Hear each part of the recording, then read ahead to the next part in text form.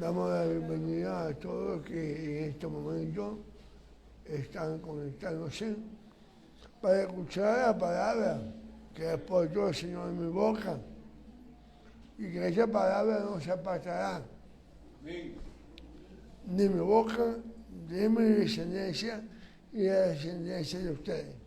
Amén. Por sentarse, amado. La porción de esta semana comienza diciendo: estas son las generaciones de Noa, varón justo, era perfecto en sus generaciones. Con Hashem caminó Noa. En la parábola anterior, la Torá finalizó diciendo: además encontró, Noa encontró gracia en los ojos de Adonai. Esta frase podría implicar que Noa no se merecía salvarse del diluvio, pero que de todas maneras le fue agradable a Hashem. La Torá nos informa que ahora Noa era justo y era perfecto. Escudriñando la palabra, nos damos cuenta que los que vinieron en la época de Noa, todos fueron malvados. Por lo tanto, se nos hace énfasis, la Torá nos hace saber que Noa encontró gracia a los ojos de Hashem. Y por eso se salvó.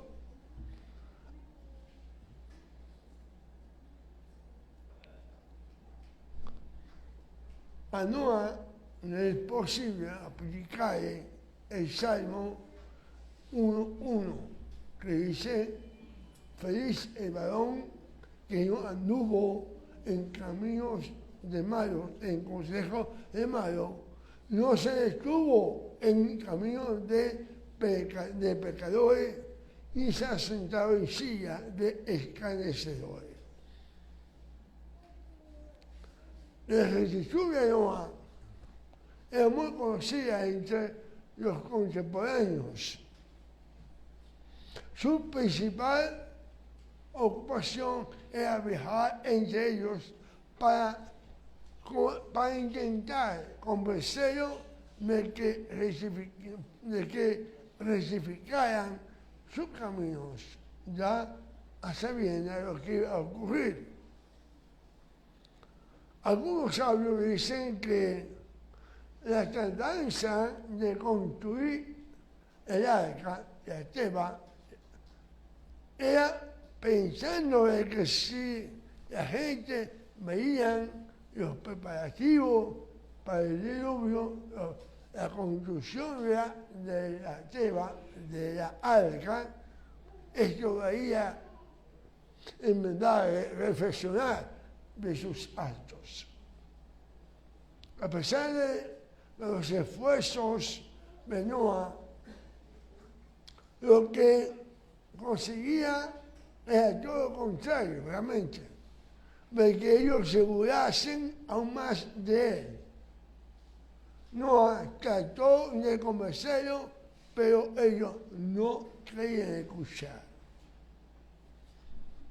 También se nos dice que si hubiese vivido en tiempo de Moisés, Noa y otros sediquín justos, ciertamente Noa hubiese sido mucho más grande, ya que ellos les hubiera fortalecido en su decisión. Aunque hay algunos que dicen que como todo era malvado, era realmente era como el tuerto, ese rey de los ciegos, ¿no? Algo así, ¿no?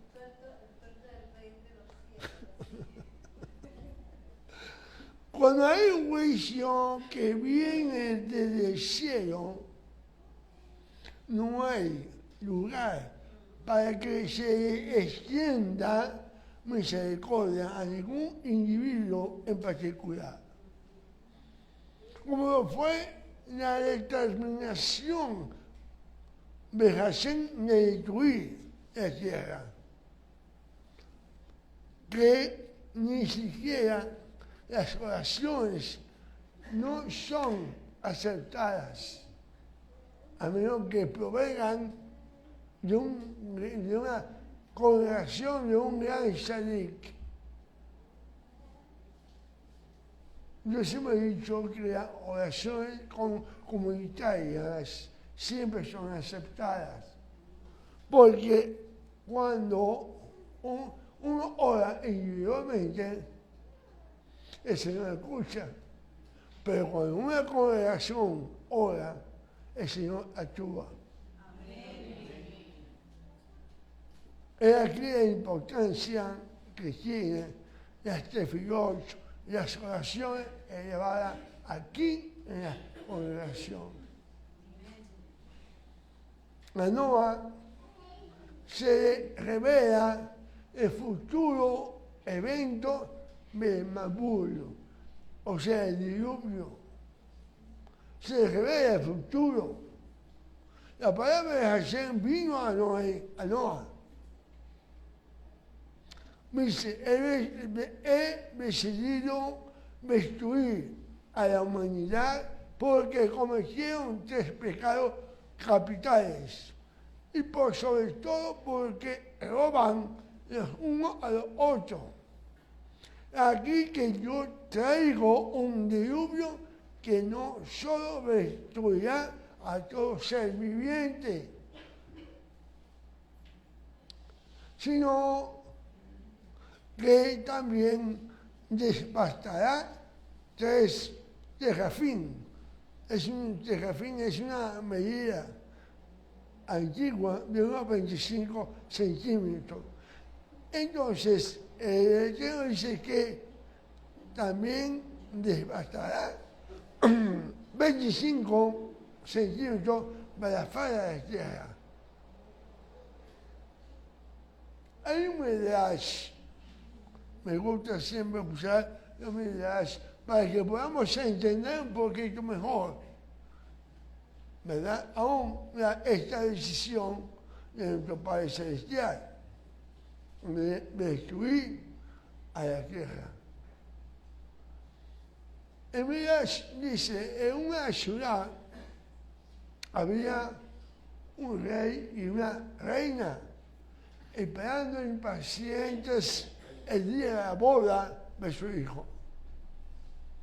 Iba a ser el evento social más importante de aquella época, en aquel lugar. Ya se habían realizado todos los preparativos. La jupá, el salón de fiesta fue totalmente decorado a un costo altísimo y el rey no escatimaba 1 centímetro para glorificar ese día. Pero vino una desgracia. Ese gran día el príncipe fue hallado sin vida. Ya no podía vivenciar nunca ese día de alegría. El rey no perdió el tiempo, acudió apresuradamente al lugar donde se iba a realizar la fiesta y empezó a despezar la cortina, a tumbar la jupá, pisoteó las flores, estuvo a punto de demoler todo el lugar. La reina y los ministros le gritaron, detente, detente. Hemos invertido miles y miles en estos preparativos,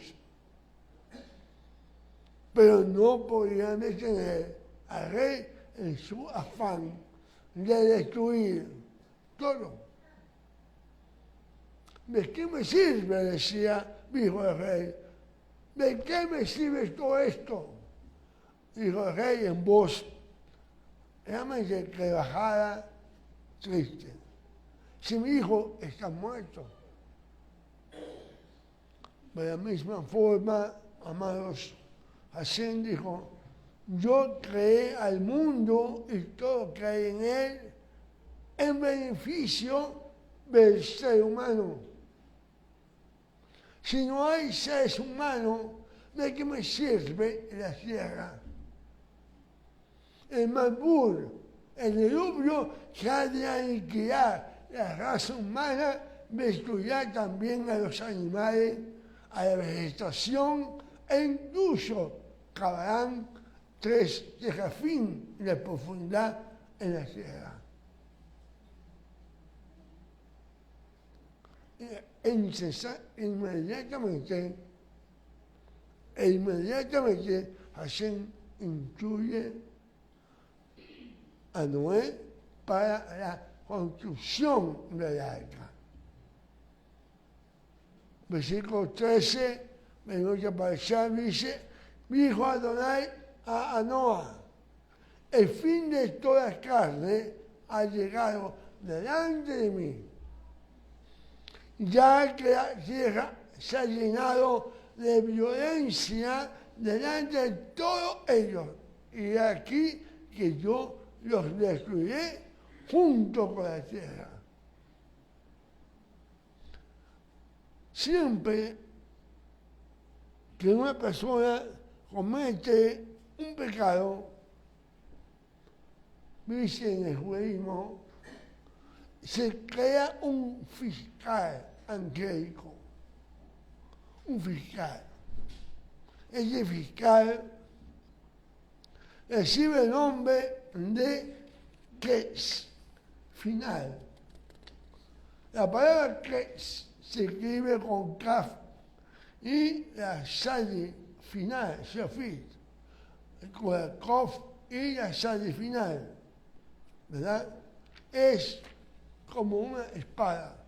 Si la conocen, saben que la Kaf es como una P, ¿verdad? Y la parte de abajo es como una espada.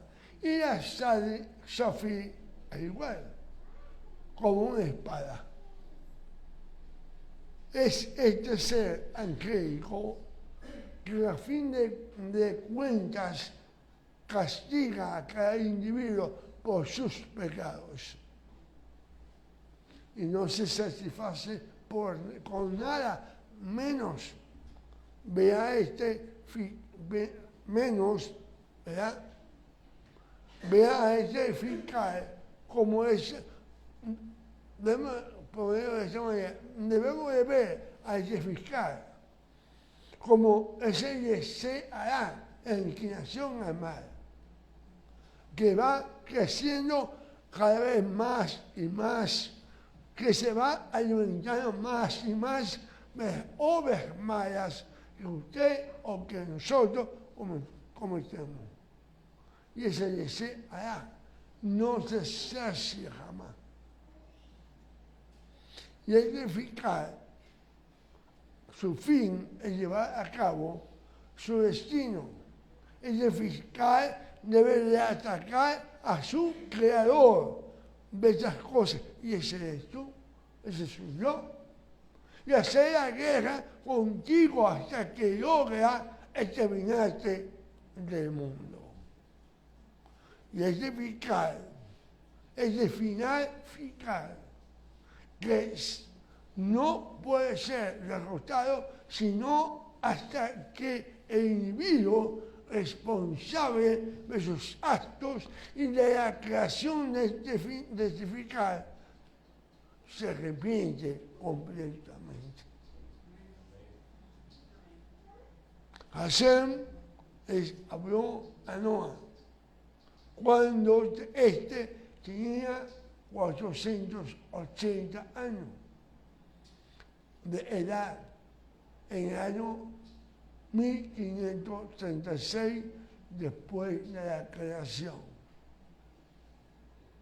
Hashem les manifestó que este fiscal llamado final, que había venido delante de él y había denunciado a la gente de esa generación, la generación de Noah. Por consiguiente, Hashem le declaró el que es el final de toda carne ha llegado delante de mí, como dice el versículo. Hashem continuó diciendo, la tierra se ha llenado de violencia delante de ellos.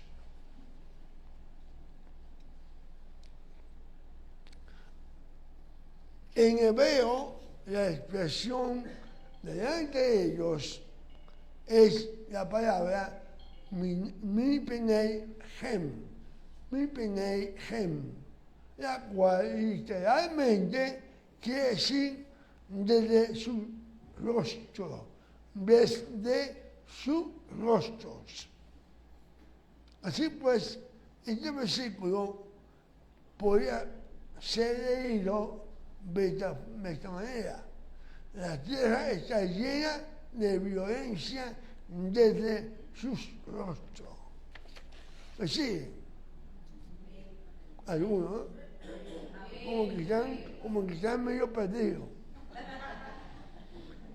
Los líderes de una comarca, los líderes son dominados el rostro de la comunidad. Estos son, o mejor dicho, son estos individuos los que deben trabajar para corregir a los demás. El servidor público, vamos a llamarlo de esa manera hoy día, son los que deben trabajar y para ayudar al pueblo.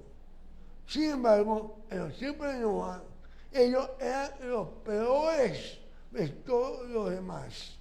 Todos los otros aprendieron de ellos.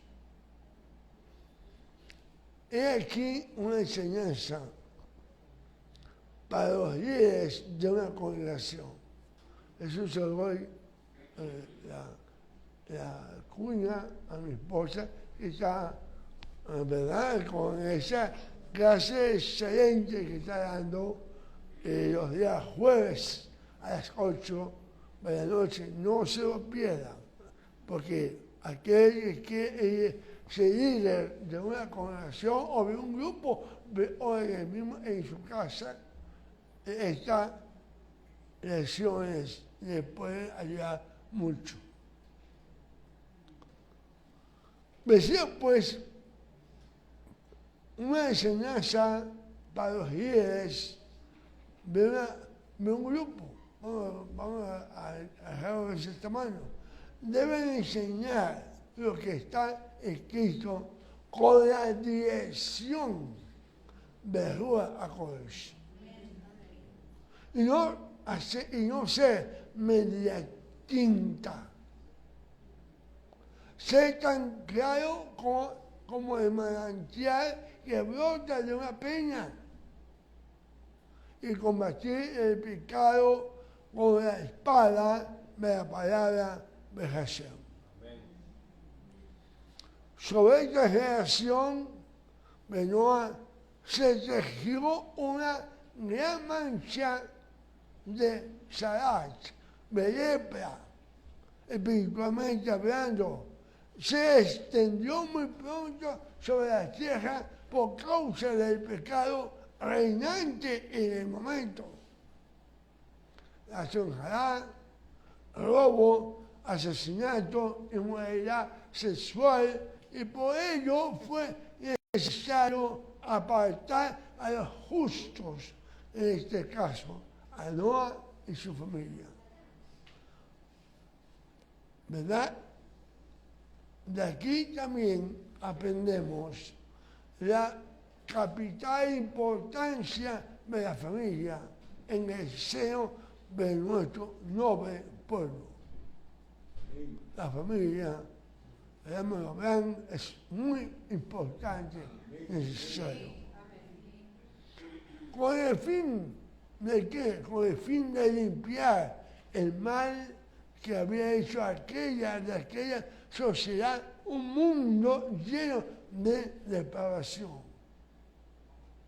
Noé y su familia tenían que limpiar aquella sociedad. Para ellos el Eterno ordenó a Noé construir la arca, la teba, o sea, la teba, que serviría de refugio a quienes serían salvos del castigo que llegaría en el momento decretado. Fue cumplido fielmente en un plazo que fue suficiente para que el testimonio de Noé pudiera mover a Teshuvá, arrepentimiento, a quienes actuaban como murones espectadores de lo que aparentemente era absurdo en ese tiempo. En ese entonces, obviamente, porque nunca había llovido. Se cuidaban porque lo que crecía era una humedad de la tierra hacia arriba. ¿Verdad? Nunca. Entonces, por eso se burlaban de él, se reían de él.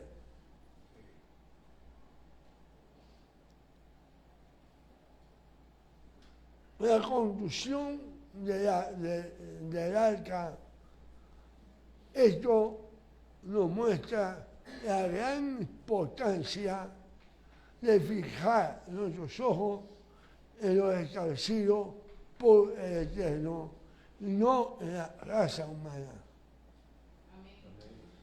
El decreto del Akadosh Baruj Hu, el santo bendito sea, contemplaba la salvación de Noé y la exterminación de los demás seres humanos, dado que no había ni siquiera 10 justos en la generación,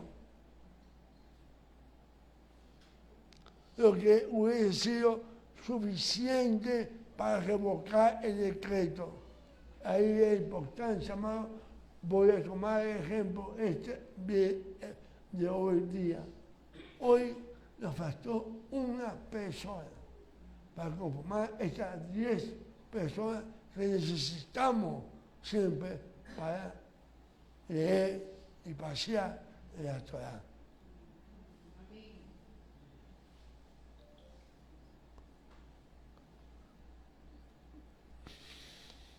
Hubo lo que hubiera sido suficiente, decía, para revocar el decreto. A veces no le damos importancia estar acá a aquellos hombres que están dentro del pacto, aquellos que han cumplido la circuncisión, está dentro del pacto. A veces lo toman, como diríamos allá en Maracaibo, como una guachafita. El hermano Efraín sabe lo que estoy diciendo. Guachafita. No sé, aquí lo usamos, ¿verdad? ¿Sí? También. Muchos que están dentro del pacto toman estas cosas como una guachafita. A veces me pongo a pensar y he comentado con mi hijo Renato, de que como que toman las cosas a la ligera. ¿Así? Simplemente, bueno, ya. Quisiera que me pusieran atención, amados, en lo que estoy hablando. no le faltemos respeto al Eterno y a mi persona. Esto que dice fue para ustedes, para que tomemos conciencia y algo se puede tocar. Me puede decir, bueno, es que yo no soy de Benoit, yo no soy un malvado. No, quizás no, pero que no, y que nunca. Pero el que tiene rabo de paja, será un rabo de paja. Existe un agravante para construir la Teba, el arca. De Noé no se dice por muchos que hayan intercedido por su generación. Una parte de la tradición nos relata que Noé fue pregonero de la justicia. Pero en algún momento se preocupó por pedir misericordia por quienes se iban a perder. En otras palabras, la justicia de Noé fue en solitario, lo que de alguna forma ha sido criticado por varios de nuestros sabios de bendita memoria. De hecho, han comparado favorablemente con dos gigantes de la fe, como lo fue Abraham Avino y Moisés Rabbeinu, que sí intercedieron y sus oraciones fueron escuchadas, aunque en el caso de Abraham, su tefilá sirvió solamente que Lot fuera salvo. Entonces, el decreto del Malbur de diluvio era un hecho consumado. Iba a suceder. No obstante, hemos de rescatar que el hecho de que Noé fuese justo en medio de aquella generación nos indica de que nosotros no tenemos ninguna disculpa para no ser también justos en medio de la actual generación, que no está exenta de perversión. Quizá la peor que ha existido en la historia. No olvidemos que el que persevere hasta el fin, será. Amén. Hagamos un pequeño análisis del arca. Veamos la puerta del arca. Mientras la puerta de la Teba o del arca estuvo abierta, ¿qué sucedía? Los animales llegaban, ¿verdad? Y las personas, en este caso, la familia de Noé, podían entrar por su propia voluntad. Pero una vez cerrada esta puerta, es imposible salir del arca o entrar a ella. Porque la puerta la cerraba era el Señor.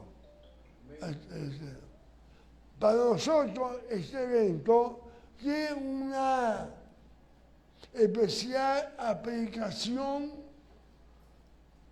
y a revisar las palabras del Santo Maestro, el Rebbe Akadosh Yeshua, encontramos algunas enseñanzas para ella, para nuestra vida. Veamos, por ejemplo, los siguientes pasajes. Mateo 7, 13 y 14. Dice, entrar por la puerta estrecha, porque ancha es la puerta y espaciosa el camino que lleva a la perdición. Y muchos son los que entran por ella, porque estrecha es la puerta y angosto el camino que lleva a la vida, y pocos son los que la hallan. Esto es una fiel fotografía, por decirlo de esta manera, lo que ocurrió en el Melbourne. Lucas 13, 24 a 27. Creo que fue la porción que se leyó hoy en el Vigesa. Esforzaos a entrar por la puerta angosta, porque os digo que muchos procuran entrar y no podrán. Después que el padre de familia se haya levantado y cerrado la puerta, y estando fuera, empecéis a llamar a la puerta diciendo: Señor, Señor, ábrenos. Él respondiendo os dirá: no sé de dónde sois.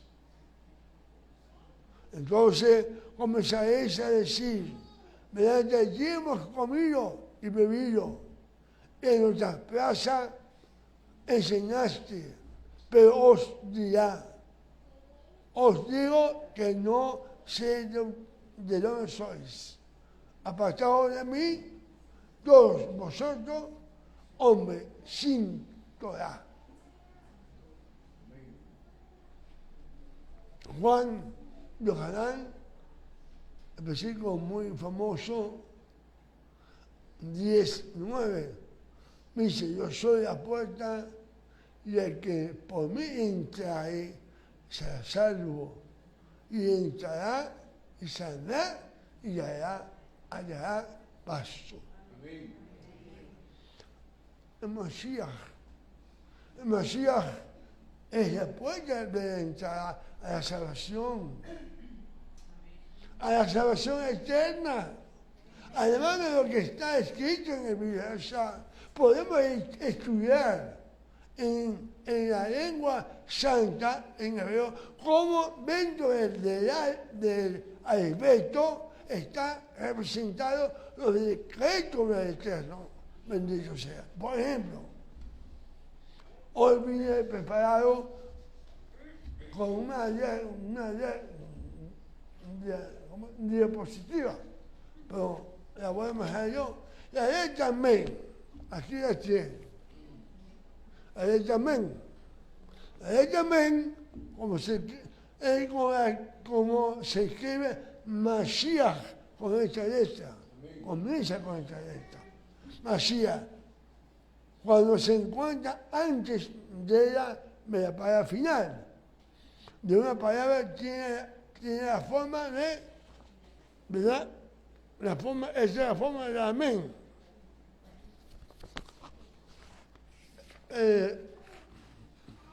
Vemos que tiene una pequeña abertura acá, hacia abajo, que nos recuerda la puerta estrecha.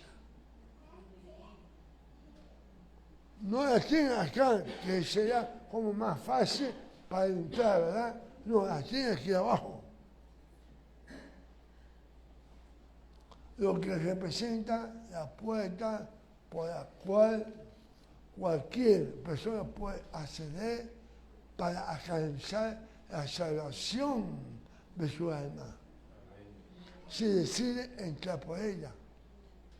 Aunque su procedencia sea de la más terrible oscuridad, aunque esté en lo peor.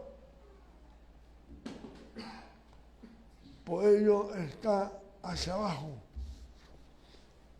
¿verdad? La entrada.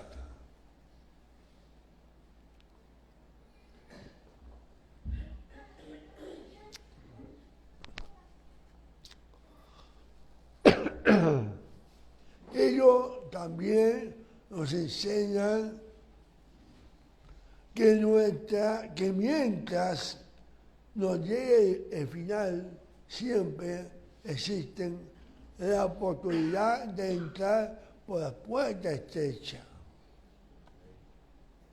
Mediante el camino de retorno, que es la Techubá, ¿verdad? El retorno, Techubá, el arrepentimiento, es una puerta estrecha porque cuesta entrar por ella. Hay que pagar un precio, amado. Cuando la misma letra está al final, esta mem está al final de una palabra, su forma es la siguiente, es esta. Es la misma mem, pero esta es la final, no hay puerta por entrar. Cuando la letra al final, aquí vemos que ya no tiene ninguna abertura, no tiene ninguna puerta estrecha, por muy pequeña que sea, no hay, está totalmente cerrada. Esto nos enseña, entre otras cosas, que cuando venga el Mashiach al final de los tiempos, solo habrá justicia, bajo la cual no será posible entrar a redir de lo que son salvos. Ya la oportunidad la tuviste y no la tomaste. Esto fue lo que ocurrió cuando se cerró la puerta del arca, ya que aunque alguno hubiera querido entrar, era materialmente imposible hacerlo, puesto que el decreto de Malbur, del diluvio, era irreversible. Cuando el fin fue decretado, no había forma de entrar o salir, puesto que la puerta fue cerrada por el Eterno mismo. No la cerró, no la cerró la familia de Noé, la puerta la cerró el Eterno. Aquí hay un detalle interesante, amado, para analizar. El versículo, dice que los animales vinieron como le había mandado a Elohim, y el Eterno cerró la puerta. Eso nos lleva al hecho de que el atributo de justicia y autoridad del Creador del mundo se estaba manifestando cuando los animales llegaban al arca, pues era una orden que había así, que debía ser cumplida, esa orden, sin demora. Por eso los animales se apresuraron a entrar.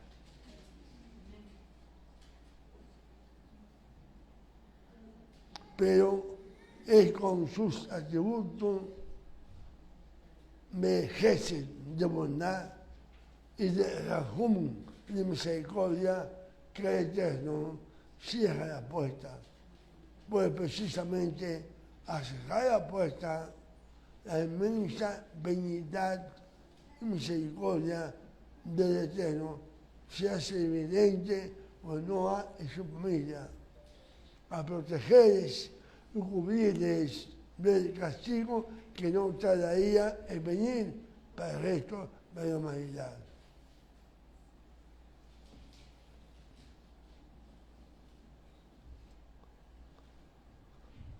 La purificación de la tierra, la estabilidad de la tierra. El Malbur comenzó una vez y el Eterno cerró la puerta del arca. Ya no había oportunidad para entrar. El relato nos dice que murió toda carne con basar, toda carne. Que estaba en la tierra, tanto hombres como animales. Sin embargo, los peces continuaron viviendo, ya que en su hábitat natural es el agua. Muchos se han preguntado, ¿murieron todos los animales? Y los peces, porque ellos estarían más nadando como dicen, como un pez en una pecera, porque hay más agua. Y de hecho, sabios de nuestro pueblo indican que entre los peces no hubo mezcla, como sí pudo ocurrir con los animales terrestres. Esta mezcla es basado a la tan grande corrupción que había, tanto de los hombres, obviamente, entre hombres y hombres, mujer y mujer, en fin, una corrupción total. Dice que también en los animales terrestres había esa mezcla, pero los peces no.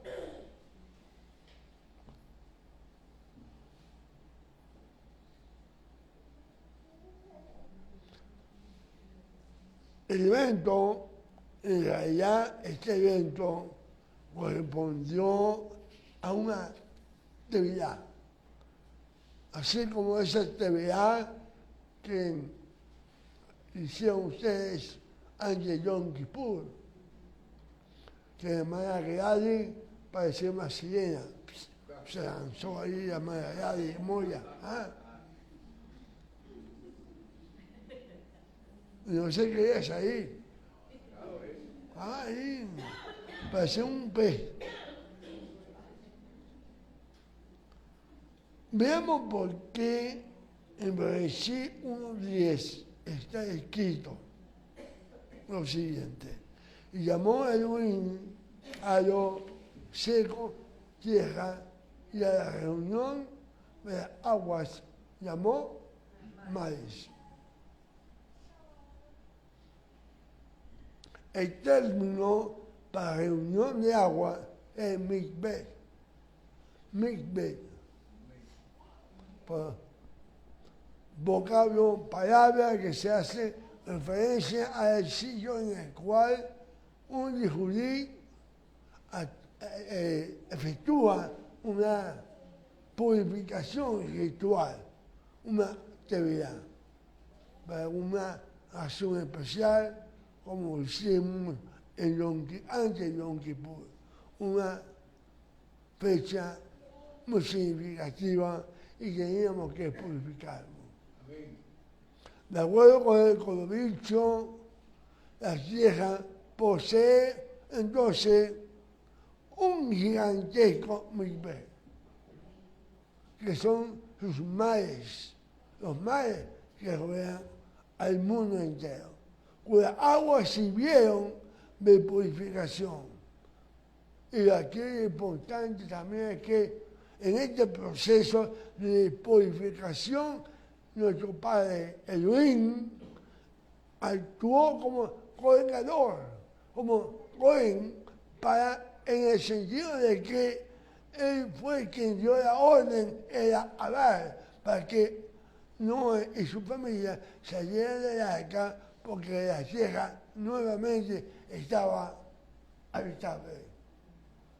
Eso es, ya había sido purificada y comenzaba una vida nueva, sin lepra. En otras palabras, lo que había sido purificado, la tierra, ¿verdad? podía volverse a unirse con lo que era puro, figurativamente hablando, Noé y su familia. ¿Me he sabido explicar? ¿Sí? También afirmamos que fue una actividad, ya que todo fue sumergido completamente como una actividad, como lo requiere la actividad. Unirse todo, hundirse, que lo cubra todo. Cuando hacemos nosotros la actividad hasta la punta de nuestro cabello, debe estar totalmente sumergida. De hecho, los montes más altos estuvieron por lo menos 15 codos, ¿verdad? Los montes más altos estuvieron por lo menos 15 codos debajo de la agua. La actividad entonces había sido consumada perfectamente. Y Hashem había dado la orden, ya pueden salir. Noé y su familia. El arca, la Teba, fue construida con la característica de que servía exclusivamente para flotar. Bueno, obviamente, si un barco flota, pero no para navegar, sino para flotar nada más. Ya que el guía, el conductor, el capitán de ese barco, que el guía seguía detrás de lo mismo. No lo fue. Ahí no había un timón para que Noé guiara. No, fue hecha para flotar, no para navegar. El estar dentro de la arca, a merced de tan impresionante cataclismo, nos enseña que nuestra dependencia debe reposar en quién, totalmente en el Eterno. Bendito sea. Amén. Lo importante, amados, no es nuestra destreza para cumplir la Torah, para cumplir la Torah. Guiar la nave para donde queramos. Yo, con mi destreza, con mi sabiduría, con mi inteligencia, yo tengo la destreza de cumplir la Torah. La guío por donde yo quiera. Ese es el error. No, sino la humildad con la cual permitimos que ella nos guíe.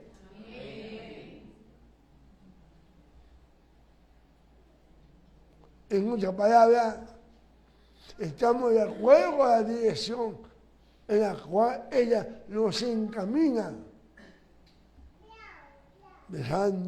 Dejamos que nuestra confianza repose totalmente en Hashem, quien nos dará la provisión en el momento adecuado. Ello nos debe preparar para lo que será el mundo en el futuro. Dejarnos guiar por la Torah humildemente y que sea ese que nos guía seguro, no me cabe duda, tendremos una vida en el futuro, una vida digna de un hijo de Dios. Gozando lo que será un Shabbat eterno. Nada se narra en la Torah explícitamente sobre lo que Noé y su familia hacían dentro del arca durante el diluvio. no dice nada la Torá sobre eso. ¿Qué hacen ellos? Encendían fuego, comían, no dicen nada, realmente. Pero aún ellos nos enseñan que, entre otras cosas, que lo importante no es nuestra condición de hombre, de mujer, de padre o de hijo, sino que estamos protegidos por la cobertura que nos da, que nos lleva al Orángaba. El arca o las arcas, la Teba, con toda seguridad no tenía una figura ostentosa. Yo he visto algunas réplicas, la verdad que se ve muy como ordinaria, realmente, porque no tenía nada bonito como estos músicos hoy día, ¿verdad? Que son de 4, de 6, 5 pisos o de 6 pisos. Tienen piscina, como 3 o 4 piscinas, tienen toboganes, restaurantes, no. Aquí no hay nada ostentoso, ¿verdad? Pero sí era adecuada para los propósitos del Eterno. Su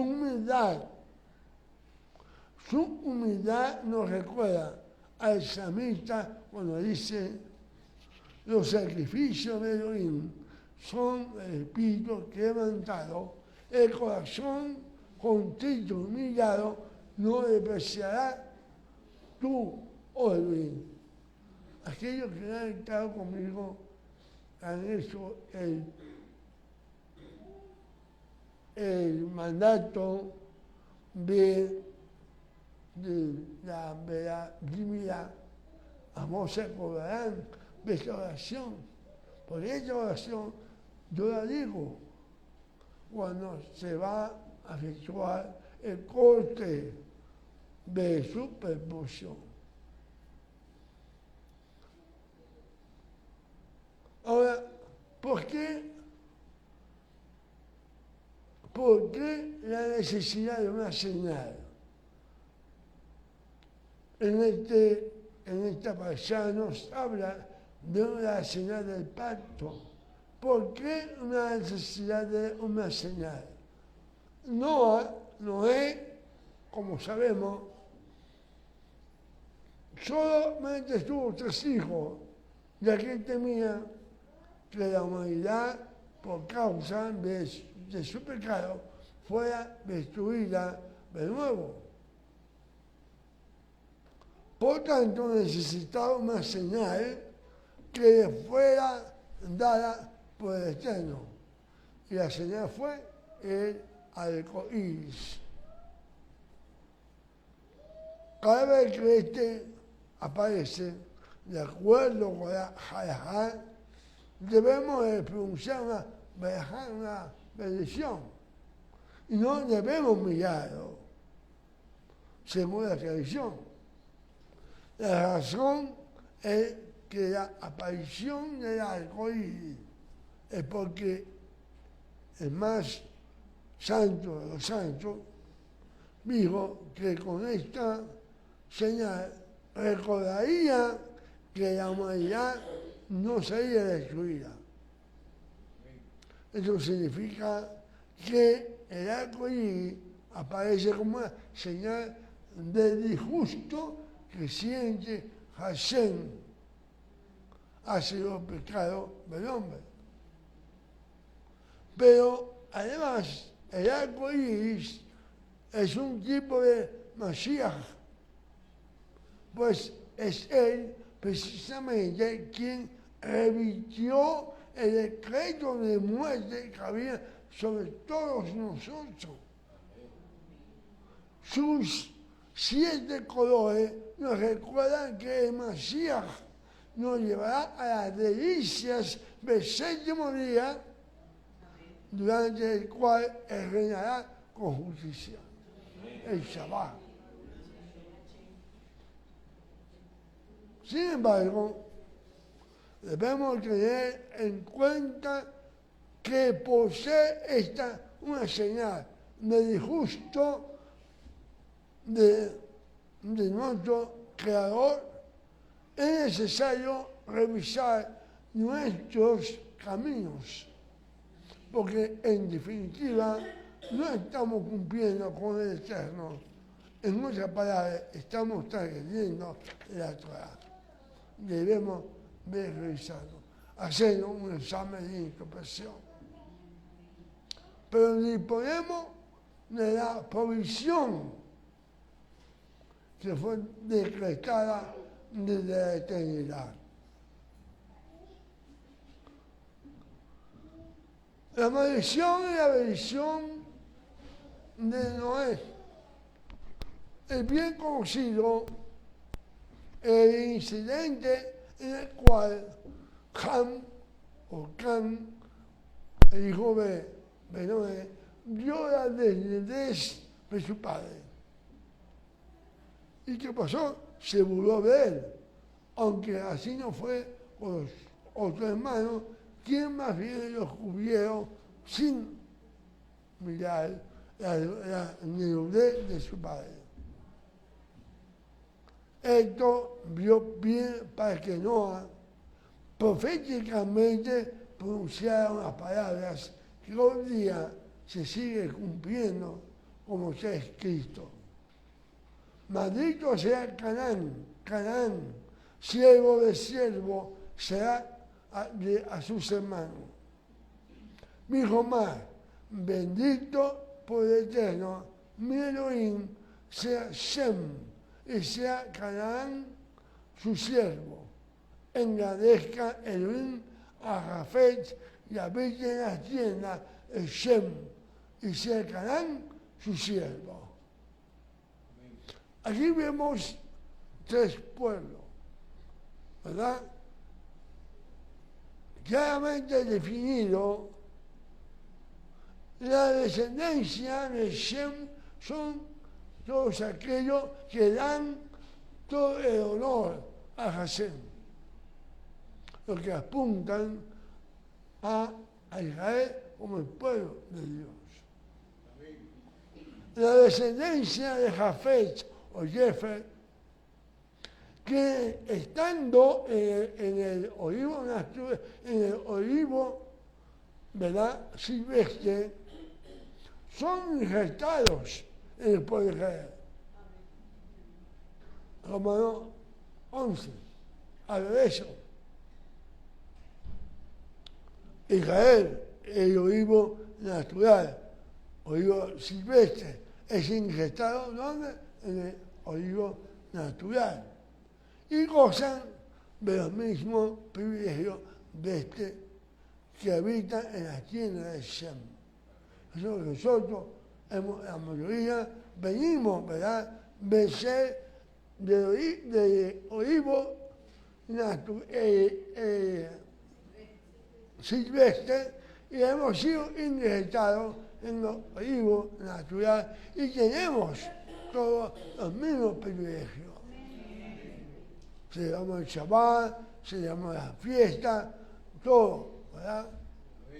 Y tenemos una ventaja sobre otro, que tenemos a nuestro Mashiach en nuestro corazón, que abogará por nosotros allá en el Shabbat.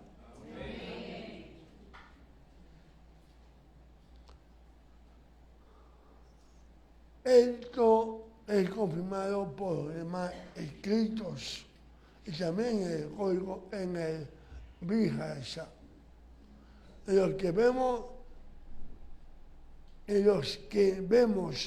que los pactos son confirmados exclusivamente para Israel.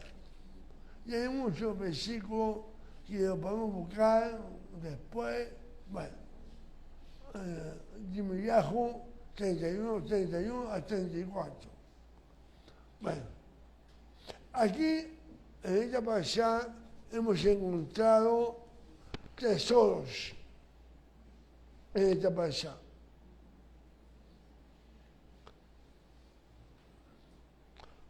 ¿Por qué no destruir todo en el Mabul, en diluvio?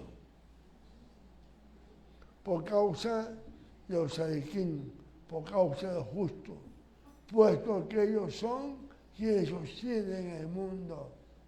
Siempre existirá al menos un sadí justo porque todo se sostiene. Y por lo tanto son ellos porque los propósitos del bendito son cumplidos. Además, ya había una promesa acerca de la simiente de la mujer. Capítulo 3, versículo 15 de Bereshit. Y todo pasará, pero la palabra del Eterno no pasará. Todo lo que está escrito debe ser cumplido rigurosamente.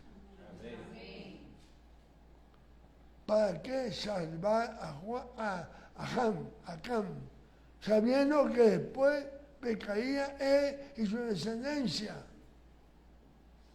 Por causa de la inagotable misericordia del Eterno, por su inmensa misericordia, ya que todo volvería a ser reconstruido a partir de ocho personas, de cuya descendencia vendría quien haría total tikkun, rectificación de la creación. Era necesaria la unificación del nombre contra la cual se atentó por causa del pecado. Además, Hashem no quiere la muerte del impío, ¿no? Sino su salvación. Siempre hay una oportunidad porque el Eterno es justo y misericordioso. Y finalizo, amado. Ya, finalizo. El arca, la Teba, reposó en el monte de Ararat, el 17 de mes séptimo, en Sucot, dice los sabios. Este episodio sucedió antes de lo que nos narra el texto en Shemot 12:2, que dice: este mes, o sea, principio de los meses. Para vosotros será este el primero de los meses del año. Lo que podría sugerir que en aquel instante Nisan no era el primer de los meses, sino Tishri, según la tradición de nuestro pueblo. Si hacemos caso de esta hipótesis, resulta entonces que el séptimo mes de Nisan y el día 17 es el día en el cual el Rey Akadosh, Jesús, resucitó como garantía de redención y nueva vida para los creyentes.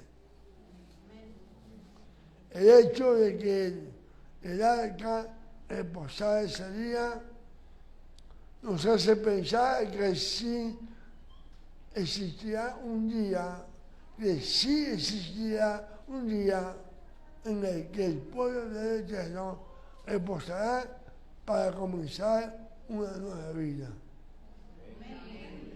Pero siempre estamos hablando de la redención y la libertad total de Israel.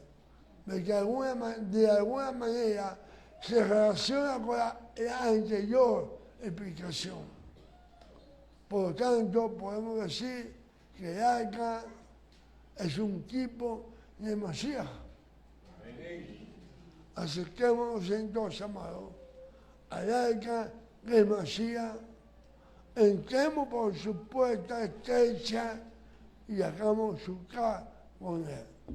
Amén. Shabbat shalom, amado.